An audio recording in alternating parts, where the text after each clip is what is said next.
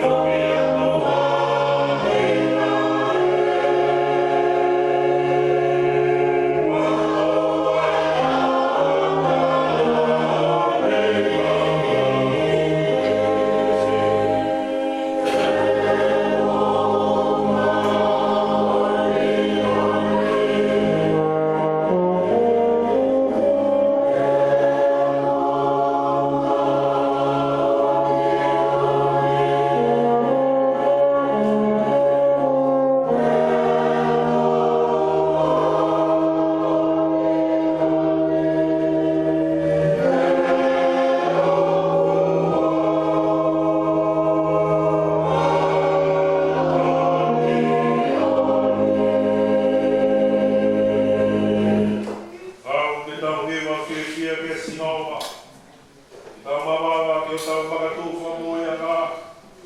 Tau āi ka teia o whamalo, tau whauhiwa sāpri ki le awhio. O tua lai a sioa, ki o e tui whare lewa o ngāhi o tua kutoa.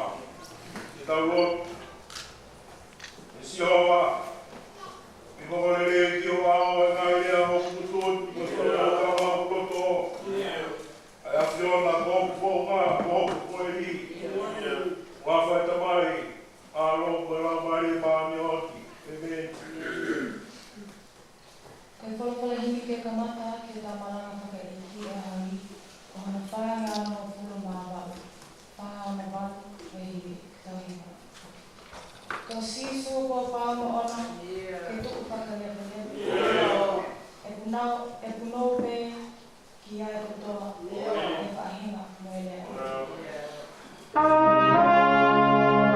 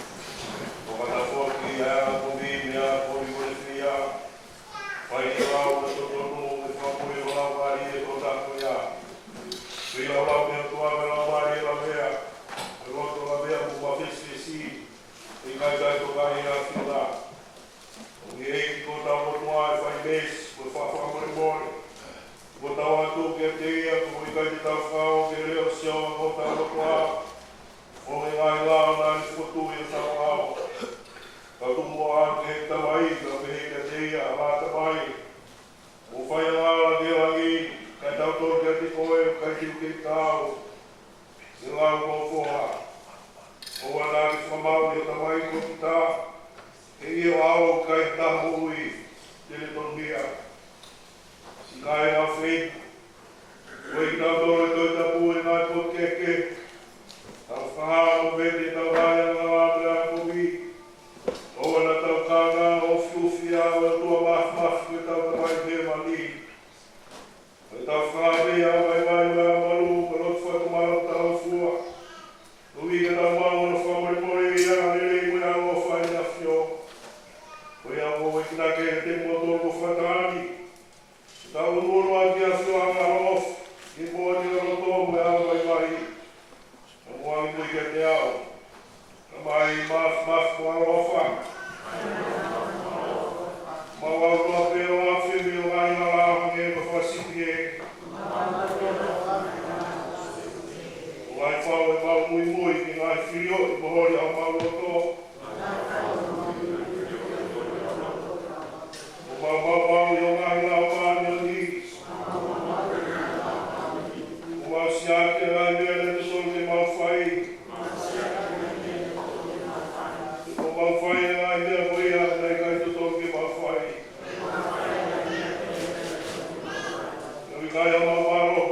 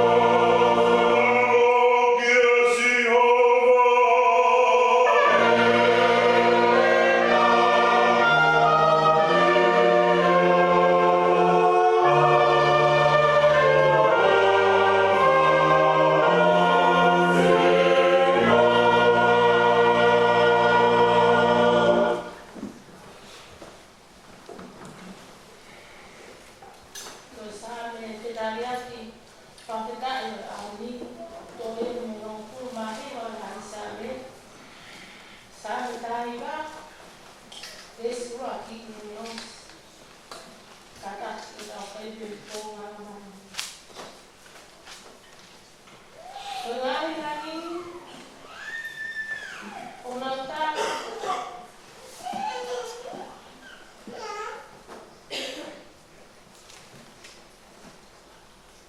enam kali lah, ayam dua. Jauh sekali antara enam dan lima.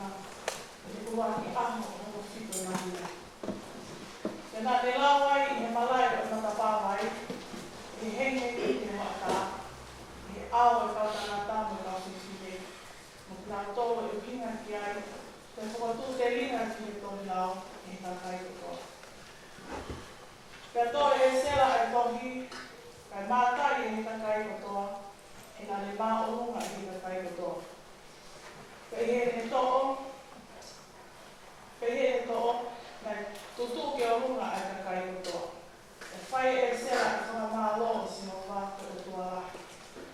Pena i tari e kakai kotoa, e mei. O hiki o ngā mima, pena o toku no o huke sinora, te whohiko ke kere. Pena o lau me puka, o lau e no himi, o tō e rei mai, o nā whakauhinga whoki, ko ia nei matalai a mea nei lau. Pea lea ke puka kaia ni mai, ko wanaia, mo e sela taua e ki koe sikalai te. Mai kau liri vai mai hino i a kakai o te he. Koe aho koe hi, te aho tapo si homa ko o tua. Oa te mō whakamamaka, pea oa te mō tani. E nai mō tani rei a kakai kotoa, i he ngā whanonga ki ngāhi mea i nao. Pea mea e ere te ngā tō, mō anu. Kai mea ngāko, mō inu mea hua me rei. Te awe i nasi ke kakai o kui kai hana o ngā kano umu, he koe aho tāpoi ni o tau e tu. Pea oa te mō roto la rea, he koe fia i e ki, homo mālo i ngāri. Tangata mea. Koe nau iwa e ki. Koe mua tau iwa whametai, nā iwa whamarisa.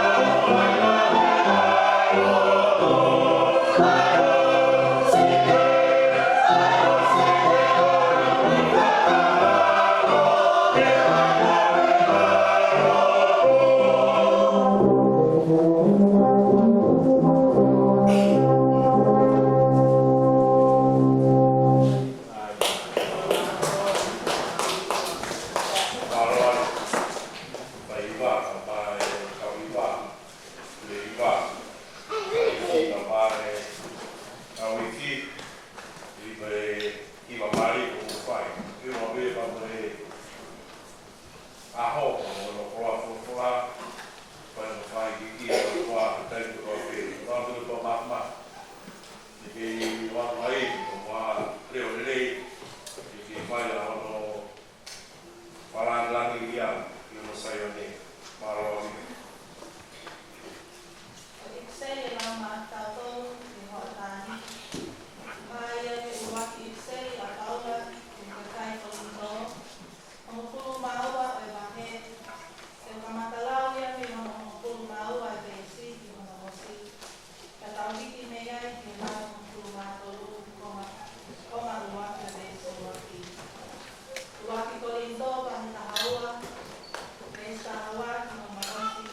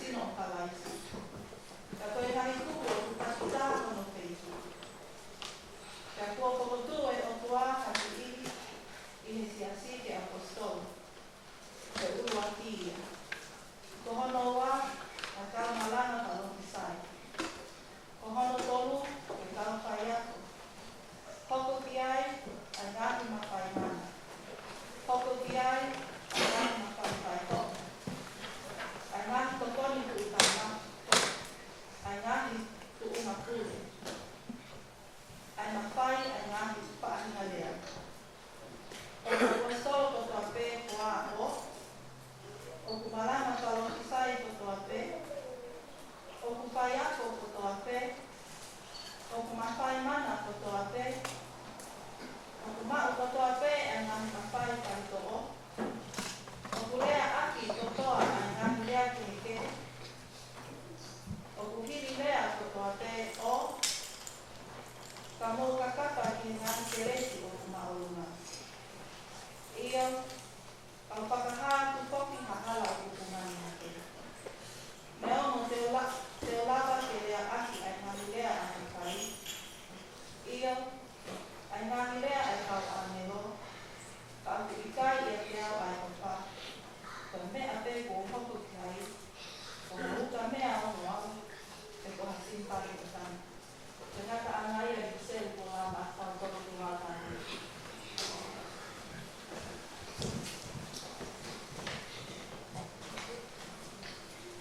Kostele la makato kami. To ia me kostele la hito heruke. Pa hono vahe. Te kamatalau me hono furu ma pa o koma. O tuku ki hono hono furu ma taha. Luke vahe pa, reisi taha pa, ki hono o taha. Te tau kanono ki kolo kolo. Pena e foki a sinisu ki tā leru ki heiri o lau marie. Pea papa ke atu hono hongo. Ki he whaitu uko ia kātoro. Pea na ane whakaiako i hono ngā ki whairoku. Pea whakamalo ki a te ia ki he kakai kotoa te. Pea aluia ki ngā saleti. Aia na ane nofo ai i he enesi. Pea hangeko e me whaakai. Na ane hu ki he whalelotu i he aho sāpate. O ne tuu hake ke lau wholofolo. Pena ai ane ki a te ia, ai puka ai palo whita ko aisia. Pea i ene wholahi ai puka, na ane ilo ai potu ai ia o kutoki ai ai reani. Koe lau maarie o i eiki o ia te au. E na ane pani au ke u aru no lelei i he masiva. Ko ne te tau au ke whanongonongo ai tuku ahi ki he pōpula. Moe a ki he kui.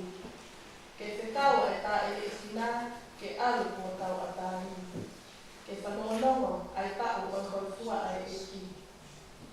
Pea me takai ai tohi, o ane ki he motu a tauhi. O ne nofo ke malanga. Pea si o whakamamau ki a te ia, ai mata o i nau toru kotoa pe na i ni whare motu. Pea na e kamata lea te ki nau toru o pe he. Koe ahoni, ko whakamooni ai potu wholokolani to o mō whanongo. Amen.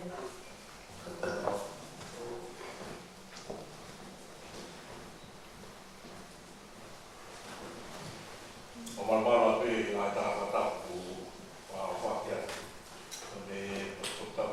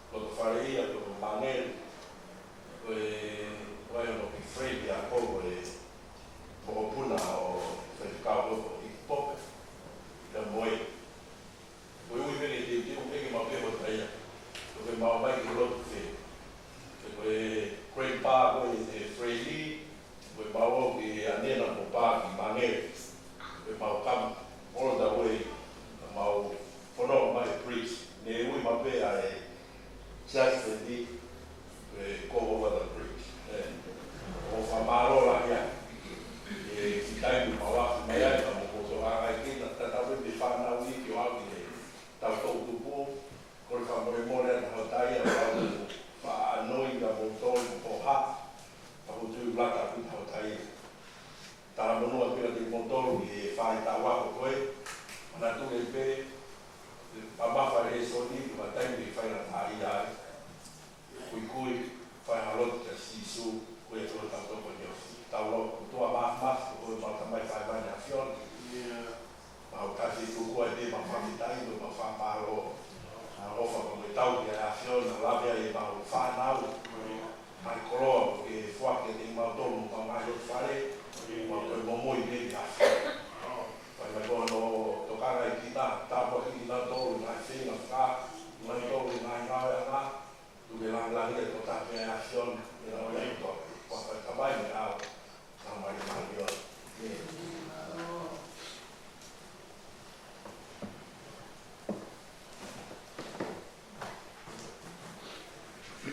Kura pia e a pia e a tua tau e karapi e whana haka maha mura kuna koe.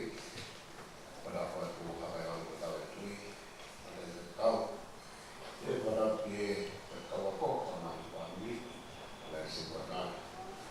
Mā tu kōku tau ke sias me me a hoi. Tau kau mā o kau mā kōta. Ma hei whanui. Tau te kua e a o monga hea nui. Tana mo pe mai koe. Pa pata pata mai pata nia. Wa ke ta ta nia. E fia ke tai tai ni ko ta lai. Pa.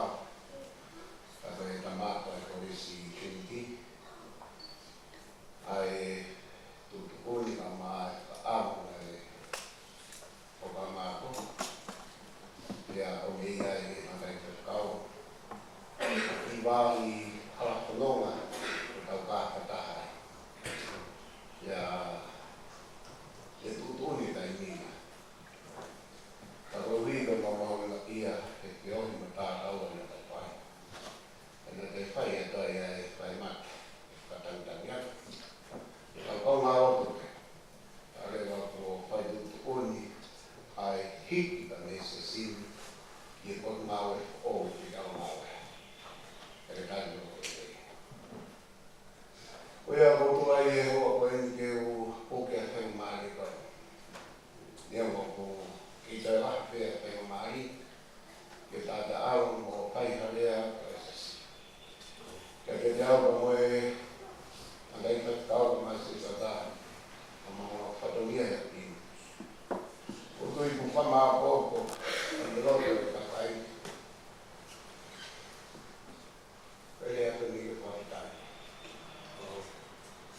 Ko mau tui ka papau te toa pina ni kongi koe. Te toa pina ni te unu koe. E kai hau. Nangi ka kena e kai. E ke he maha te riu e whau. E kai hau ni o ke henga. Ahana tā poti mo te mā.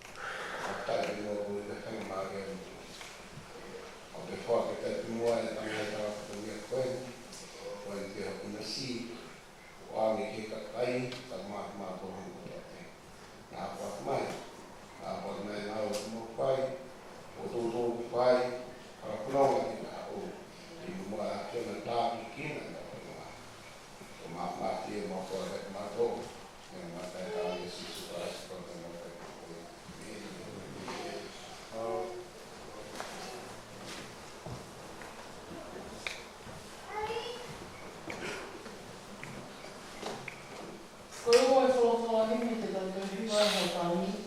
O lima ngeang mo suma ka lima o tāmu me ake tau.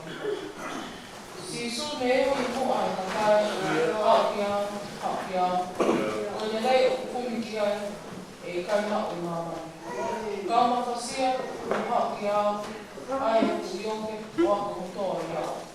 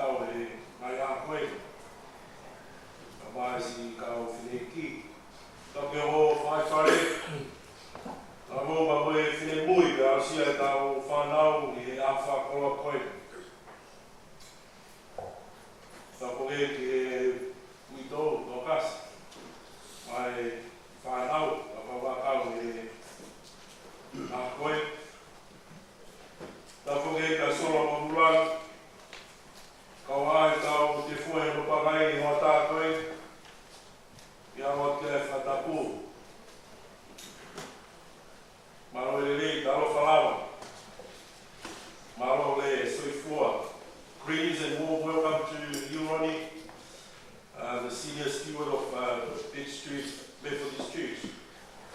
I have only heard about your significant contribution to our church, but I'm pleased to finally mix your face with your name today.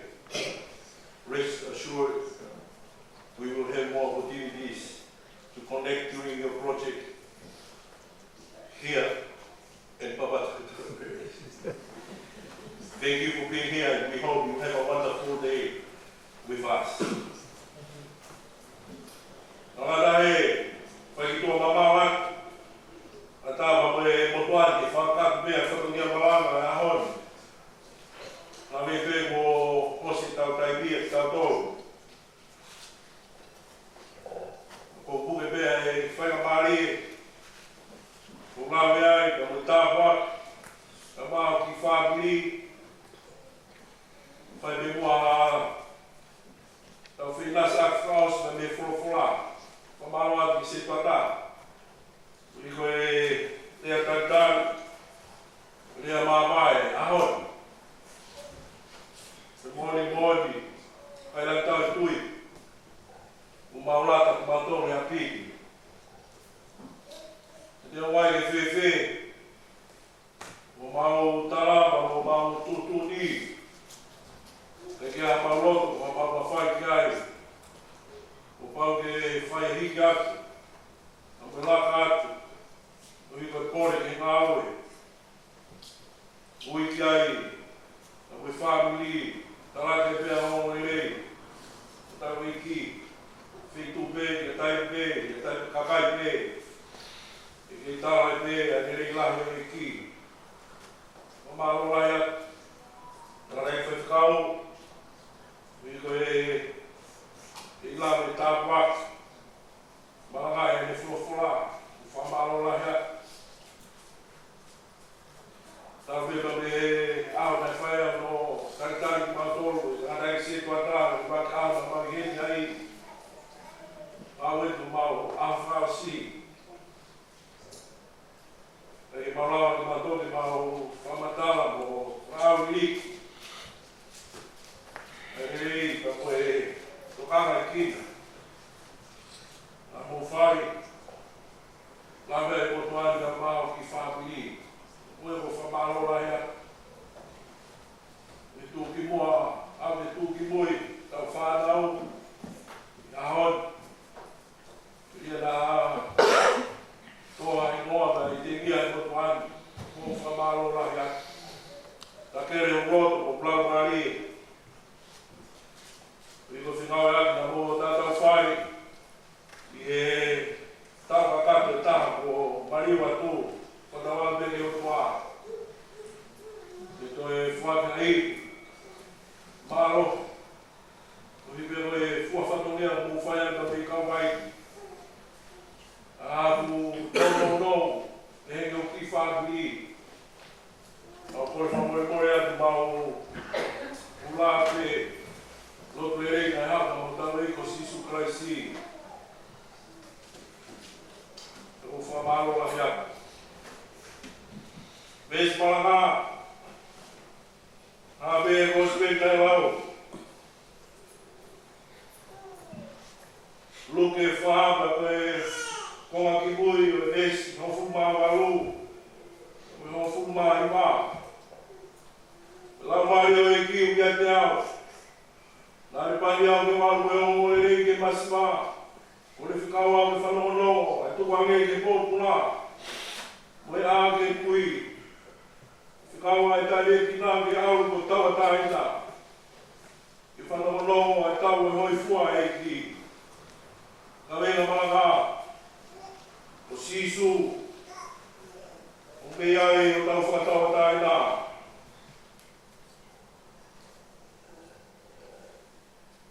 My text for this morning, taken from Luke chapter 4 and 18 and 19 of the verse, the Spirit of the Lord is on me, because he has anointed me to proclaim good news to the poor.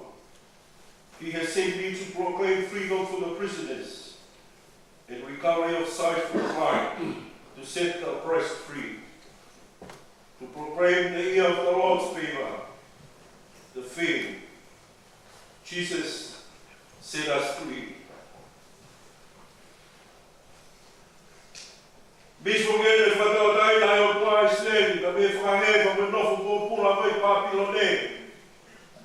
Whakau e peia e tau e siuperi, kansere ngai mōma, tawatai nā mai pōpula, hange koia e tau e siuperi. E leo mai whatau tai nā koemi, ka Islemi me pāpilone, ana nau ke hoko pepe ka kai pōpula ke anga la. Hoko mai o aisia o whaia parofsai whakamisa iani.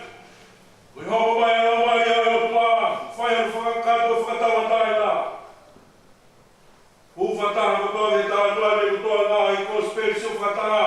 Mātiu mātu pe moruke. Kito anga mui whoku mai koe na sisu ki ono kolo. Kolo tupaa ko Nasareti. Te ke aruke. Ko hine me ono paptaiso me monoa iahi. O e iki e toa whāpea ne whoku mai o ki Nasaret. Kamata e ni ngā ue. E whare e ruke. E ne i tohi me ne whoke sisu ki kāre i he iko lamari e. Me whamaro ke te e kakai koto me. Mana mō mea leke tau le soni. Mau whaia maria sisu ke ako mo maranga sina koke. Nari whulahe e puka aisea. Mai o tāma koe ulat koe oe me si whaia ngai ian.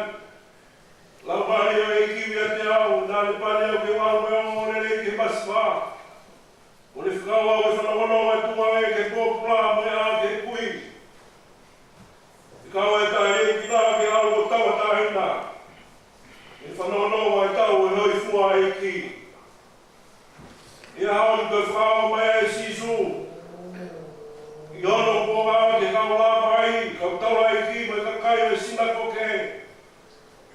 E neo smai te e sisu e whanawono e tukuhange me kolosi. O tua, mawuri mori e kina toru ni ukai te tau iro e nau mea whai. I one kai te nau tare sisu he te malaka. La kou mawingai e whamawingai e kai te whautokanga na rea kai a isea mawuri e ki. Ke teki nau toru, ka moki tau toru he pungani. Ngai tūngai nei kai whakatau ki nau toru ki kaua ki a kai kātoa. Kātoa ngā rotu, me kātoa ngā sina koke, nā me te pare. E nā mau whainga ngā o me society siu. E kai a pito ki kaua e masi wā. Kui, heke e mamu e rie ki nā. Ukau whatau hapea kai te he motanga i sina koke hau. E ka mau ngai, koe hara mai mau inga, koe huinga o sia si. Koe sia si wā hai. Koe ministry koe me tau kai wā hai. Sia si, ke te tau tolu. E koe tau whaima karais. E mono whanamono e tau e hoi fua e ki. Ai te tonu ngāo e tau taha. O whai e sia si. Lawe lono pe e tawa tai nā me koloa fufu e roto e tangata whope. Kai a toi mea whiwiri kai a tangata. Ka ake te tawa tai nā. He koai koa ku whie kōpura. E tawa tai nā me ana tai nā e mōi pe me nofo hai hai sia. Ke whiwiri ka me te koro. A whiai besi su e tupunga e mōi ki ai siono kai ngā. I o Nasaret, ko kolo nai maheni mono kakai e nai tupu hake ai. E leo, ono whehu i a. Ko tangata ni nā maheni mo ia. E le tā mai ne kai tuka e whenga e ki. Ke tōmu nā toru, a tawa taina me loto i tāni. Kora tāu nā nofu whainga tā ia. Lau tatari ka au whakoroa peheni. Nau no whamanaki hau mai a misai e me whamui mau nau lau mari e. Me whahamea e lau mari e. Lea mofo, lea whaafo, lea mōmo. Me fufunga mouri. Koe ne tala o tō. Lau mari e ki mea te au. Nāne pane au e waru me o le e ke maswa. Tāpua ki ai wao lau mai e. Me tau lau e tau. Me whakame ai lau mai e. Koe pani.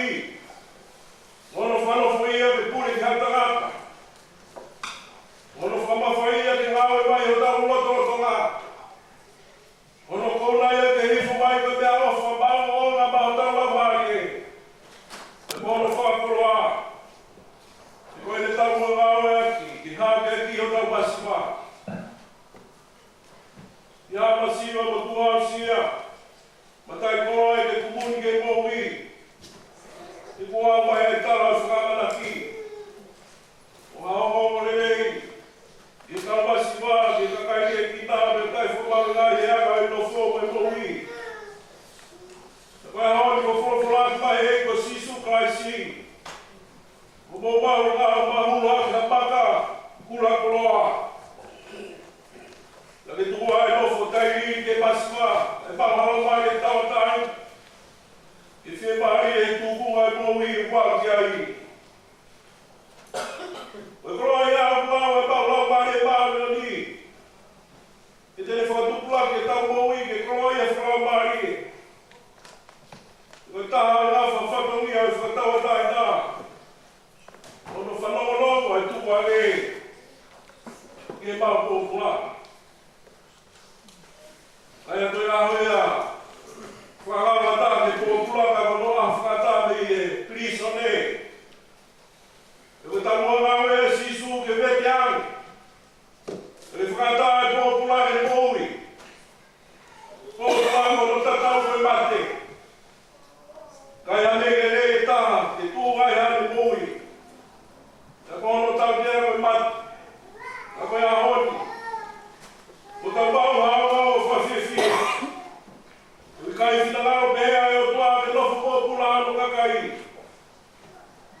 E hawa e te kolosi na le fua fie fua. Ke mele whatawa taina e tāna me mate. I mau e poi tāngata. Jas whatawa taina me whakamouri. I kai aha e kui me whikawa e ki nā ke aru ko tawa taina. Koe ta tala e pulonga me balama mai e skai na whai whamoia e o tua. E tai mai e ofa e o tua. Koe whukoloa. E uhunu anoa. Ai ne keresi. Ke whai e o tau whakoloa. Lame e maki. Koe tai e ki nā e tawa taina ko ta tai koloa. E ka kumoa e maki e koui mo nofo hamumu noa. E tala mai masima hawhia mahi e. E tai e ki nāwe kai e toi tau mua lere e lau. Kai kehi moko mai e sisu i au.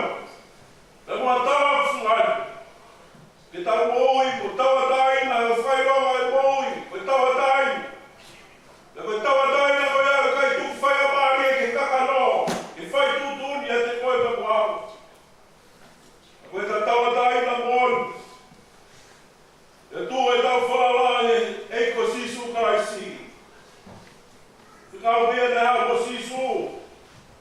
Nea e tau mamau e whikau atu e o tua mole e tau tawa tai nā. Au kei toka pene hoi fua o tau whahinga. I o kolonga me tai rata i hoi fua e ki ke loka kai. O tau whikau ko sisu me o pia o tau whakatawa tai nā. O whamoni e whaksame popongi. Siawa tō tāme, wikai e noa pe kā kunga. E ke tua e tau whalala, te reo mingu mo whakauma o tangahi au mari he. Koe whakatahi o me toi e ne mai a. E oe nā tau loto la mea. E tau whiawhia ma pehi he ki. Koe pāro hinga, matua ki kau kaua. E koe tau e nai nai e matea ki he tsere a honi. E tau kakapa atu ke ngai keresu pāru ngā. Whangahanga e tau mau whatawa taina e o tua. E tau nofa taha mo o ata. E tau taina e mau lau mari e. Koe whanau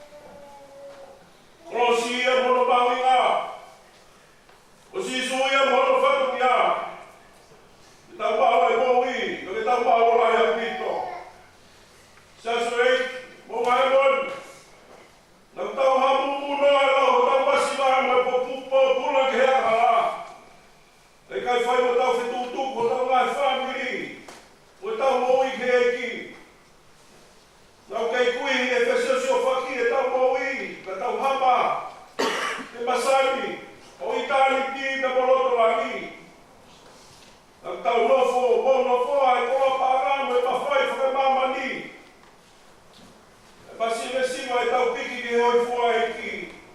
Koloa ia e hodi. Whamari nei wharelahi. Tau honga i ai.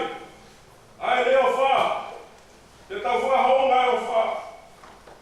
O tau kori ko hoko mai.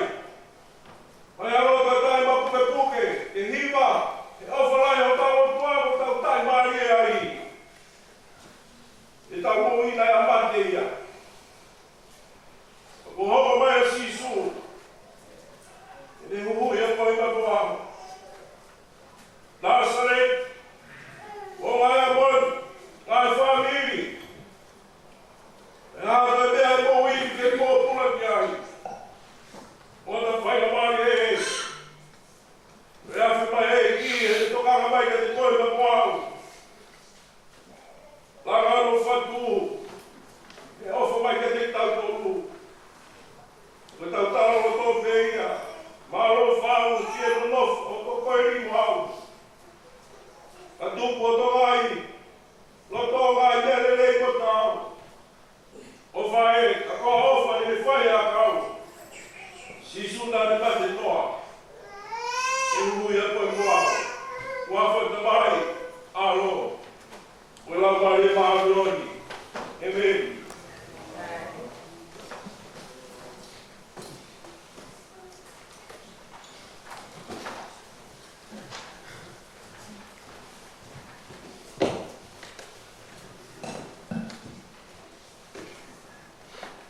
Ka tōpua hiwi te kahiwa tuku ai, ka rimangea hono mo kuru nā oini.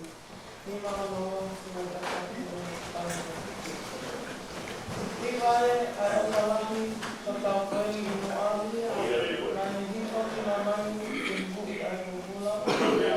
O whae, ka kua oka, te ne whai i nā kā, sisu nā ni mate noa, te hui a koe noa.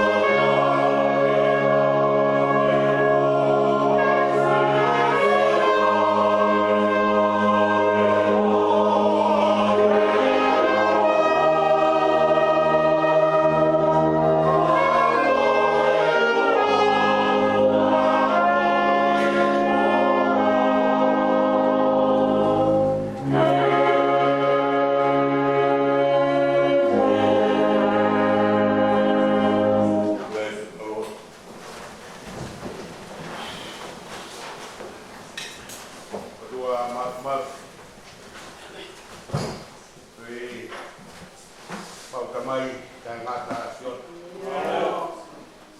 Kei pa moli ai Kristiane e kiniwa. Ai mas ai poto au niu ai afiot. Au pa moli fata mo siasi polonu. Tai mali kroa aho. Tofa whanonga ai afiot. E wha moli o kei tū pēa ai tūngā o kei mau e paro misi. Kei hopo mo tō la a. Kei yangi ai ngahi nau nāku rā ke whakatau. Ai nau ia ai afiot. Aho e niku mau ngoi o ku kei kākaua pēa Fiona o ki mau tau te harawa. Wharo mai ai maia oi waka sias. O kamata ai ai whanonga anga e wak mahina. O au sia mai ni au no sapa te tupu. Ke fia mau tau ke whamaro. Ke o kei ilonga e matawhasi. Ai peau ne ofo e koso. Uki ai taha o e kau tōre kere kau sesi. Kau mau whawhetai pēo pu kei aho mau ni o ni o e whakarewerewa. Kere si mo me si tūmahanga. E whanonga ai whamiri mo se asipo. Ma whamori whataba mo se wāniti po pai e whataurama ka me maua. O ke ui ki mautolu, o ki mautolu e. O mautari ai ui ko ke whai mai e mau hoko ko e kau ngā whamori. O i kai i heni pē kai whai i he pot kotoa pē. O whamori i hawa, whamori i ngāwe anga. Ia kwa ngā mo ngāhi pot kotoa pē. Ke omi ke te mautolu ai reko. Ia ko ne kina ki mautolu. Ma uombe o ngongo ni rei ko ia. Pa kautaha ke whamori.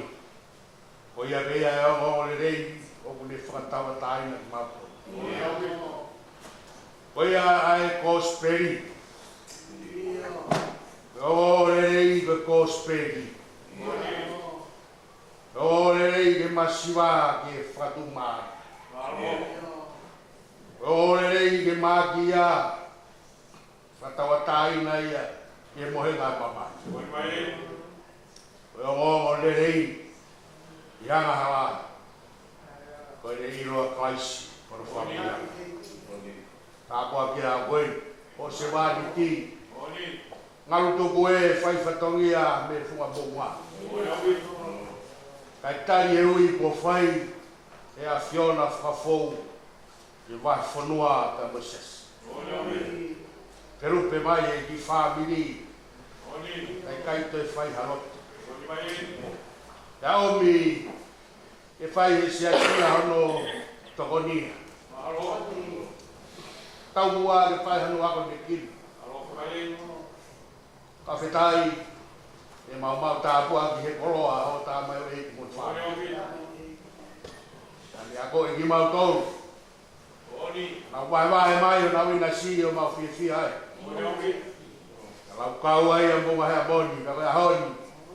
E ngaru tupu e. Awa pe tāpua mai ho tā mai o e. Mea ni me whanau, me teu e hiki ke potu mo e fo ou. Ia o mo e koroa, e mbau whiwhi ai heni. O hoko koe whiwhi anga e potu mo e fo ou. Ka mā tāpua ki whamonu ia, ai koroa, mau ina se honi. Tāpua i kina mai ho tā mai ki, mā no whare. Tō uru, ai le rei e a Fiona. Ai wa tālo tō whai. Koe nia, se kau ia. Alu whai, o se kau pe whai, i ongo sia. Ko mā tāpua ki whamonu ia sia si. Ta ba ki na fata ma to ka ba ka wa. Ba ta mai e ki koen.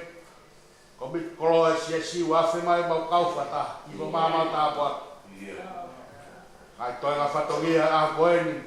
Ka ka no ba ho ko gen. I ba ta ba ta ni lo tu me fa fe ta ba fai. Supplies foi alo o ba fa boi.